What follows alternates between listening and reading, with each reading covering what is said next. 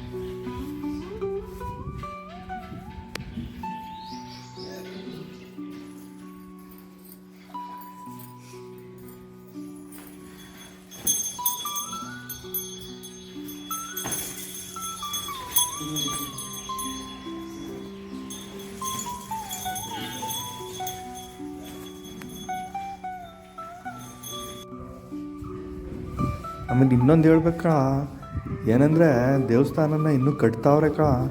So ಇದಕ್ಕೇನಾದರೂ ನೀವು ಸಹಾಯ ಮಾಡಬೇಕು ಅಂದರೆ ಆ ನಂಬರ್ ಇತ್ತಲ್ಲ, ದಯಮಾಡಿ ಅದಕ್ಕೆ ಕರೆ ಮಾಡಿ. ಖಂಡಿತ ನಿಮ್ಮ ಸಹಾಯ ಮಾಡಿ. ಪ್ರತಿ ಹಳ್ಳಿಲೂ ಈ ಥರ ದೇವಸ್ಥಾನ ಇರಬೇಕು ಅನ್ನೋದು ನನ್ನ ಇಚ್ಛೆ ನೋಡಪ್ಪ.